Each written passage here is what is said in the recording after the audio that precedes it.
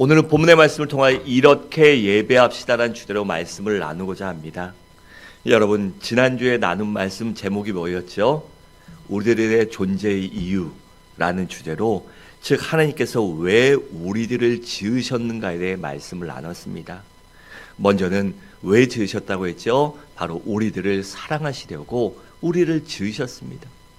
그러니까 우리 모든 성도들은 하나님의 사랑을 받기 위해서 태어난 존재들이란 사실입니다. 그리고 하나님께서는 우리들이 영원히 살도록 지으셨어요. 그래서 육신의 장막을 벗으면 끝나는 것이 아니라 우리가 하늘나라에 가서 예수 믿으면 이 성도는 하늘나라에 가고, 또한 믿지 않는 자들, 그들은 지옥에 가는 것입니다. 또한 하나님께서는 우리들이 하나님께 영광을 돌리며 살도록 우리를 지으셨습니다.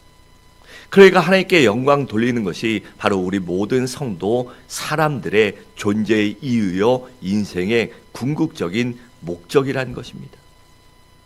그런데 우리가 하나님께 영광 돌리는 방법은 5가지가 있습니다. 먼저 우리는 하나님을 기쁘시게 하기 위해서 지음 받았습니다. 그 하나님을 기쁘시게 하는 방법이 바로 예배입니다. 둘째로는 우리는 하나님의 가족으로 지음 받았어요.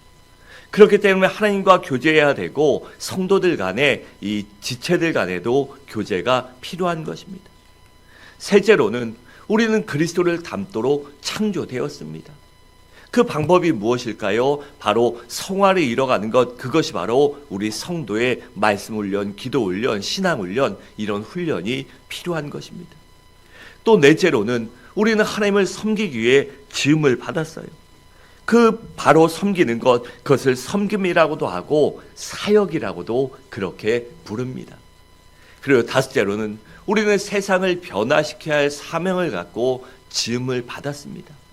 그 방법을 한마디로 말하면 바로 전도입니다.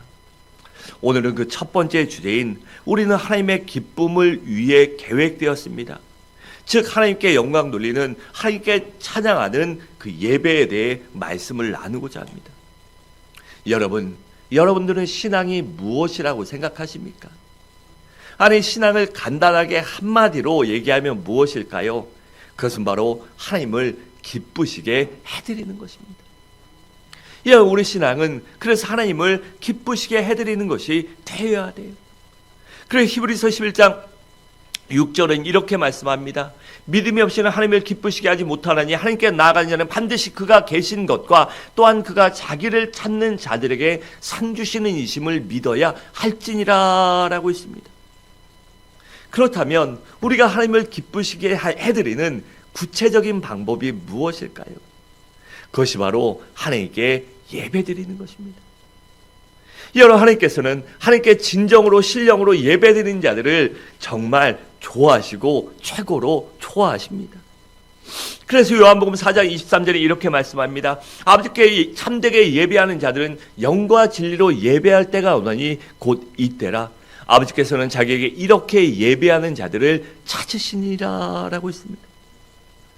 여러분, 그러니까 하나님께서는 하나님께 신령과 진정으로 참되게 예배하는 자들을 찾고 계신다는 것입니다. 저제로, 그렇다면 예배란 무엇일까요? 먼저 예배란 하나님의 사랑과 은혜에 대한 보답과 거기에 대한 우리들의 반응이 바로 예배입니다. 본문 1절 상반절에 이렇게 말씀합니다.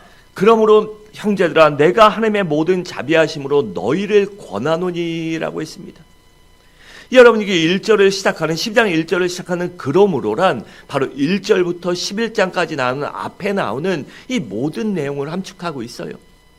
그래서 1장부터 11장까지 나오는 그 우리들이 어떻게 돼서 구원받았는가, 우리가 하나님의 은혜로 구원받았기 때문에 그러므로라고 그렇게 말씀하고 있는 것입니다. 여러분, 우리 인간들은 모두가 다 죄인들입니다.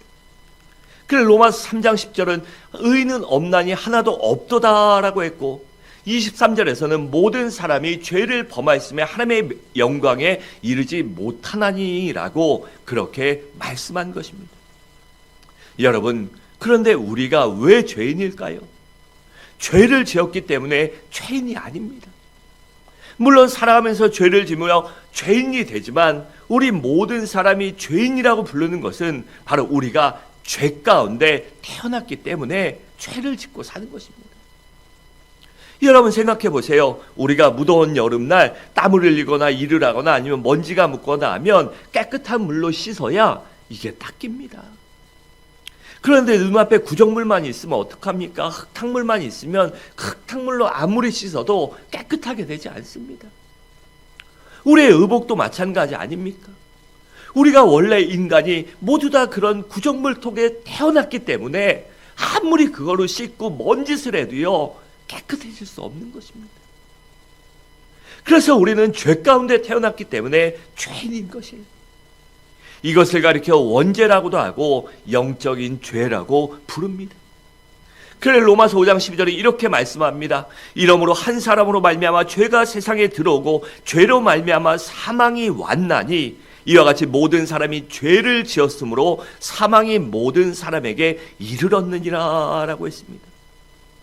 여러분 여기 뭐라고 합니까? 한 사람 즉 아담으로 인해서 인류 가운데 사람들 가운데 인생 가운데 죄가 찾아오고 그 죄로 말미암아 죽게 되었다는 것입니다.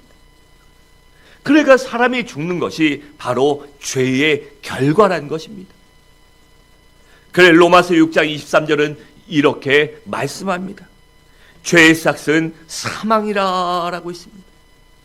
그래서 모든 사람이 죽을 수밖에 없는 것입니다. 그러면 과연 누가 우리를 이 죄의 문제에서 해결해 주고 사망에서 해결해 줄 수 있을까요? 여러분 이 세상에 어떤 사람 누가 존재할까요? 어떤 성인이라 불리는 사람이나 위대한 유인이나 누구도 할 수 없습니다. 왜냐하면 그들도 마찬가지로 죽을 수밖에 없는 존재들이요 원죄 가운데 태어난 죄와는 백성들이기 때문입니다. 그래서 인간은 모두 다 죽고 영적으로도 지옥에 갈 수밖에 없었어요. 그런데 우리 아버지 하나님께서 우리의 모든 자녀들이 그렇게 되는 것이 너무나도 가슴이 아프셔서 죄질 때마다 번제를 드리고 짐승의 피로 속죄함을 받아야 사함받을 수 있으니 그러지 못한 경우에 어떡합니까? 내가 활동할 수 있고 내가 이 번제단에서 가깝고 제사 드릴 여건이 되면 여러분 가능하겠죠. 그런데 번제단도 멀고 형편도 녹록지 않고 사는 것도 바쁘고 아니면 내가 몸이 아프거나 문제가 있어서 거동을 못한다면 그 사람은 죄사함 받을 수 없습니다. 그리고 그런 상황이 지속되다 보면 사람들이 죄에 대해 무뎌지고 번제 드리는 것도 신경 쓰지 않게 됩니다. 그래서 이스라엘 백성들이 철저히 율법을 지킨다고 했는데 주님께서 오셔서 그들이 율법의 행위만 지켰지 하나님을 사랑하고 진정 죄사함과 말씀을 지키지 않았다라고 책망하신 것입니다. 그래서 철저한 바리새인들과 율법 학자들에게 율법주의자들에게 회칠한 무덤 같다라고 그렇게 말씀하신 것입니다. 여러분 그래서 죽을 수밖에 없는 사람들이 하나님이 너무나도 사랑하시는데 너무나도 안타깝고 너무나 가슴이 아파서 예수 그리스도를 이 땅에 보내주셨습니다. 그리고 예수님께서는 십자가에 달려서 우리를 대속해 주시고 사망에서 건져주시기 위해서 몸에 있는 피 한 방울, 물 한 방울까지 다 쏟으시고 죽으신 것입니다. 그래 로마서 5장 8절에 이렇게 말씀합니다. 우리가 아직 죄인되었을 때 그리스도께서 우리를 위하여 죽으심으로 하나님께서 우리에 대한 자기의 사랑을 확증하셨느니라 라고 있습니다. 여러분 하나님께서는 우리를 너무나도 사랑하십니다. 그렇기 때문에 내 죄 때문에 나 때문에 내가 죽는 것이 내가 지옥 가는 것이 너무나 가슴 아파서 독생자 예수 그리스도를 이 땅에 보내주시고 죽이시고 그 고통을 감내하게 하신 것입니다. 그러니까 이 말을 조금 바꾸어 말하면 내가 구원받았다는 것은 바로 나의 생명과 예수의 생명을 맞바꾸었다는 것이 됩니다. 여러분 예수님께서는 단순히 어떤 부분을 우리에게 혈액을 공급해주고 신장이 시켜주고 그런 것이 아닙니다. 우리들을 위하서 자신의 생명을 모조리 바치셨습니다. 그러니 놀라운 하나님의 사랑에 우리가 어떻게 보답할 수 있겠습니까? 아무래도 갚을 수 없지요. 갚을 수 없지만 갚는 노력이라도 하는 것, 그 사랑에 너무나 감사해서 하나님께 찬양과 경배 드리는 것, 그것이 바로 예배입니다. 그렇기 때문에 구원받은 사람이 가장 먼저 해야 되고 그들에게 가장 중요한 것이 바로 예배입니다. 그 정도로 예배가 중요합니다. 여러분, 예배란 하나님께 나의 감사한 이 마음과 믿음을 표현하는 것입니다. 또한 하나님께 나의 사랑을 표현하는 것이며 하나님을 만나 기쁘게 얼싸안고 하나님을 포옹하는 것이에요. 그래서 신학적으로 예배를 하나님의 만남이라고, 하나님과의 만남이라고 그렇게 부르는 것입니다. 우리 모두 그러므로 예배를 소중히 여기시기 바랍니다. 예배에 나와 하나님을 만나는 복된 시간이 되시기 바랍니다. 나의 아버지 하나님 품에 안겨 나의 눈물도 고통도 아픔도 고민도 모두 다 내려놓고 위로받고 그 하나님의 은혜와 사랑으로 치유되시기 바랍니다. 또한 예배란 하나님께 나의 삶 전부를 드리는 것입니다. 1절 하반절을 함께 읽겠습니다. 시작.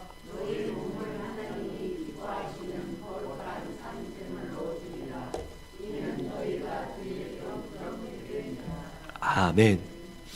여러분, 여기 뭐라고 말합니까? 예배를 제사라고 말합니다. 여러분, 제사 드릴 때 어떻게 했습니까? 살아있는 짐승을 잡아다가 머리와 다리를 자르고 가죽을 남기고 내장을 꺼내고 몸을 몇 조각 나눈 후에 피는 제단에 쏟고 그 남은 고기, 그것은 불로 태워드렸습니다. 그래서 예배의 제물을 그렇게 온전히 드릴 때 그것이 바로 제사가 되는 것입니다. 여러분, 그래서 예배가 제사라면 과연 제물이 무엇이 되고 누가 되어야 하겠습니까? 바로 예배의 제물은 내 자신이, 우리들 자신이 제물이 되어야 합니다. 그러니까 예배란 내 자신을 죽여 내 자신의 모든 것을 아낌없이 드리는 것입니다. 그래서 나의 몸도 드리고 마음도 드리고 내게 주신 시간이나 재능도 드리고 나의 입술과 손과 발로 하나님 앞에 찬양하며 그것을 드리며 내게 주신 물질까지도 아낌없이 하나님께 드리는 것, 그것이 바로 예배입니다. 여러분, 예수님께서는 나를 구원해 주시려고 피 한 방울, 물 한 방울 남기지 않고 십자가 위에서 모두 쏟으시고 죽으셨습니다. 그 사랑이 너무나 감사해서 그 사랑에 보답하기 위해서 내게 주신 모든 것을 아낌없이 하나님께 바치는 것, 드리는 것, 그것이 바로 예배입니다. 우리 모두 하나님 앞에 내가 산 제물이 되어 나의 시간도 정성도 내게 주신 모든 것들을 아낌없이 감사함으로 하나님 앞에 드리시기 바랍니다. 둘째로, 그렇다면 이 예배의 대상은 누구일까요? 여러분, 예배가 예배다워지려면 예배의 대상이 분명해야 합니다. 여러분, 우리가 인생을 살아갈 때 아니면 어디 갈 때 목적지가 분명하고 목표가 분명해야 거기 가는 것입니다. 여러분, 예배도 마찬가지입니다. 예배의 대상이 누구인가, 우리가 왜 예배를 드려야 하는가에 대해서 분명히 알 때 우리가 예배를 온전히 드릴 수 있는 것이며 하나님을 만나는 그 목표에 도달하는 것입니다. 예배의 대상이 분명하지 못하면 예배에 집중하지 못합니다. 그래서 예배 시간에 잡담하거나 다른 사람 보거나 졸거나 딴 생각하는 것입니다. 여러분, 예배의 대상은 우리의 아버지 하나님입니다. 그래서 1절 중반에 이렇게 말씀합니다. 하나님이 기뻐하시는 거룩한 산 제물로 드려라 라고 했습니다. 그리고 요한계시록 4장에 보면 하늘 아래서 예배 드리는 장면이 나오는데 거기 보면 24 장로들과 천사들이 보좌를 향하여 찬양하며 외치기를 이렇게 말씀합니다. 거룩하다 거룩하다 주 하나님 곧 전능하신 이여 전에도 계셨고 이제도 계시고 장차 오실 이시더라 라고 했고, 11절에 보면 우리 주 하나님이여 영광과 존귀와 권능을 받으신 것이 합당하오니 주께서 만물을 지으신지라 만물이 주의 뜻대로 있었고 또 지으심을 받았느니라 라고 있습니다. 여러분, 우리가 예배드리고 경배할 대상은 바로 우리 창조주 하나님이시며 살아계시며 전지전능하시며 인간의 생사화복을 주장하시고 우리들을 구원하시고 우리와 함께 하시고 우리를 사랑하는 만군의 여호와 하나님입니다. 그래서 요한계시록 5장에 보면 하늘 보좌 주위에 앉아있던 24 장로들과 수많은 생물들이, 4가지 생물들과 수많은 천군 천사들이 엎드려 경배하며 외치기를 보좌에 앉으신 이와 어린 양에게 찬송과 존귀와 영광과 능력을 세세토록 돌릴지어다 라고 한 것입니다. 그래서 우리가 예배드리는 분이, 이 시간 내가 만날 분이 바로 하나님이란 사실을 잊어선 안 되는 것입니다. 셋째로, 그렇다면 그 하나님께 우리가 어떻게 예배드려야 할까요? 1절 중반절에 보면 너희 몸을이라고 했고 2절은 마음이라고 했습니다. 그리고 2절 하반절에 보면 하나님의 뜻을 분별하여 드리라고 했습니다. 그러니까 이 말씀이 무엇을 의미할까요? 바로 나의 의지를 드리라는 것입니다. 그리고 예배 드릴 때 나의 전부를 드리라는 것입니다. 다시 말해, 내가 의지적으로 하나님께 예배 드려야 한다. 하나님을 만나야 한다. 하나님을 최고로 영광 돌려야 한다. 그런 의지를 갖고 열정적으로 사랑하는 마음으로 하나님 앞에 예배 드리라는 것입니다. 그렇다면 이렇게 나의 온 마음과 정성을 다해, 내가 온 의지를 다해 하나님께 예배 드린 것, 나의 전부를 드리는 예배는 어떻게 드려야 할까요? 그것은 바로 하나님을 최고로 사랑하는 마음으로 예배 드려야 합니다. 그래서 마가복음 12장 30절에 이렇게 말씀합니다. 내 마음을 다하고 목숨을 다하고 뜻을 다하고 힘을 다하여 주 너희 하나님을 사랑하라 하신 것이요. 이걸 누가 말씀하셨습니까? 우리 주님께서 말씀하셨습니다. 여기 최고가 무엇일까요? 최고, 첫째, 가장 소중한 것, 이것을 말합니다. 그러니까 하나님을 최고로 사랑하는 자세로 예배드리라는 것입니다. 그래서 출애굽기 34장 14절은 이렇게 말씀합니다. 너는 다른 신에게 절하지 말라. 여호와는 질투라 이름하는 질투의 하나님이라 라고 있습니다. 여러분, 질투, 하나님이 질투한다고 했습니다. 언제? 다른 신에게 절할 때, 즉 다른 신을 섬길 때라는 것입니다. 그럼 하나님이 왜 질투하실까요? 바로 우리를 최고로 사랑하시기 때문입니다. 여러분, 사랑하니까 질투하는 것입니다. 사랑하니까 하지 말라는 것이고 그걸 못 보는 것입니다. 여러분, 하나님이 왜 질투하실까요? 바로 우리들을 이렇게 최고로 사랑하시기 때문에 우리가 다른 신에게, 다른 것에게 마음 뺏기고 거기 가서 기웃거리고 그거를 못 보는 것입니다. 하나님께서 우리를 열정적으로 사랑하셨기 때문에 우리도 하나님을 열정적으로 사랑하라고 하는 것이에요. 여러분, 예배의 본질은요, 하나님 사랑입니다. 그래서 하나님을 사랑하는 마음으로 온 마음과 온 정성을 다해 열정적으로 최선으로 예배드려야 합니다. 여러분, 우리 하나님은 영이십니다. 그렇기 때문에 우리가 예배드리는 형식이나 의식에 제한받는 분이 아니세요. 따라서 지나치게 형식에 얽매이거나 지나치게 의식적으로 흘러가서도 안 됩니다. 또 시대에 따라 예배의 방법이나 순서 같은 거 바뀔 수 있습니다. 여러분, 예배의 형식이나 의식이나 방법이나 그런 것들은 예배의 본질이 아닌 예배의 문화예요. 그래서 그 문화는 시대마다, 지역마다, 나라마다 다 틀린 것이에요. 여러분, 교회 한번 생각해 보세요. 제가 어렸을 때만 해도, 제가 학생부 때만 해도요, 90년대만 해도 이 본 재단에 피아노나 올겐 이하의 다른 것들이 올라오는 것 상상도 못했습니다. 본당에서 드럼 친다? 교회 난리 났습니다. 오전 예배 통성기도 한다? 예배 끝나고 장로님이랑 목사님이랑 싸웁니다. 그땐 그랬어요. 또 대다수 교회는요, 예배 때, 주일 예배 때는요, 절대로 박수치고 못했습니다. 그게 잘못된 겁니까? 아닙니다. 지금은 어떻습니까? 다 하죠. 젊은이들 많은 교회는요, 예배 형식이 우리와 같지 않고 열린 예배라고 해서 찬양 몇 개 부르고 말씀하고 통성기도 하고 막 이럽니다. 여러분, 그거 잘못된 거 아닙니다. 예배의 본질은 하나님을 사랑하는 것이요, 하나님을 최고로 사랑하는 것이에요. 그래서 그 표현하는 방법은 시대마다 다르고 교회마다 다르고 지역과 사람과 환경에 따라서 다를 수 있는 것이에요. 그래, 그것 갖고 싸우는 것만큼 어리석은 것이 없습니다. 그래서 우리가 조금은 열린 마음으로 하나님 앞에 어떻게 내 최고를 드릴까, 내 최선을 드릴까를 고민해 봐야 돼요.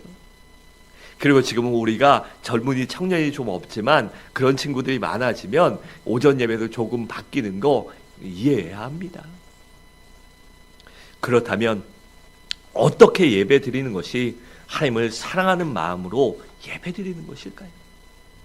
먼저는 우리의 마음을 다해서 찬양할 줄 알아야 합니다. 에베소 5장 19절이 이렇게 말씀합니다. 너희의 마음으로 주께 노래하며 찬송하며 라고 했습니다.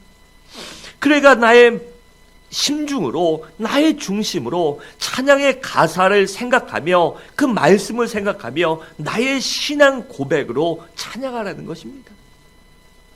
가사가, 그 내용이 얼마나 우리의 믿음을 고백하는 겁니까? 주님, 오늘도 내게 은혜를 주십시오. 내가 주 예수만으로 만족합니다. 여러분, 가사를 생각하면 이 찬양 음치라도 상관없습니다. 못 불러도 상관없어요. 틀려도 상관없습니다. 그러니까 여러분들 모두 여러분들 자신의 최선을 다해서 부르시기 바랍니다. 또한 목숨을 걸고 기도할 줄 알아야 합니다. 우리 주님이 겟세마네 동산에서 어떻게 기도하셨습니까? 땀방울에 피가 섞여 나올 때까지 그렇게 생명을 걸고 간절히 기도하셨습니다. 그래서 우리들도 예수님처럼 땀방울에 핏방울이 섞일 정도로는 아닐지라도요, 가끔씩은 정말 창자가 끊어질 정도로 그렇게 기도할 줄 알아야 합니다. 또한 뜻을 다해 말씀을 드려야 합니다. 그러니까 감상적이거나 감정적이거나 형식적으로 말씀을 듣지 말라는 것이에요. 그래서 말씀을 들을 때 천인격적으로, 의지적으로 말씀을 듣고 순종하기로 결단하라는 것입니다. 그래야 바로 우리의 신앙이 성장하기 때문이에요. 또한 우리의 힘을 다해 하나님 앞에 감사할 줄 알아야 합니다. 여러분, 예배란 무엇입니까? 내 자신을 산 제물로 드리는 것입니다. 그렇기 때문에 하나님 앞에 아낌없이 후회 없이 내게 주신 모든 것들을 드릴 줄 알아야 합니다. 그러니까 우리가 예배할 때 드리는 우리의 찬양, 기도, 아니면 우리의 봉사, 섬김, 헌신, 헌물, 이 모든 것들이 바로 우리의 신앙의 표현이라는 것이에요. 그리고 그 모든 것들은요, 우리의 신앙과 언제나 정비례 합니다. 사랑하는 성도 여러분, 말씀을 마치도록 하겠습니다. 신앙의 승패는 바로 예배에 달려 있습니다. 우리 인생의 승패도 예배에 달려 있습니다. 그렇기 때문에 성공하려면, 우리의 신앙도 성공하고 인생도 성공하는 복된 삶을 살기 위해서는 우리의 예배가 성공해야 합니다. 그러므로 우리 모두 하나님을 기쁘시게 하는 예배를 드림으로 말미암아 하나님께 더 큰 은혜와 사랑받고 하나님을 만나는 그 은혜를 체험하는 우리 모든 성도님들 되시기를 주님의 이름으로 간절히 축원합니다.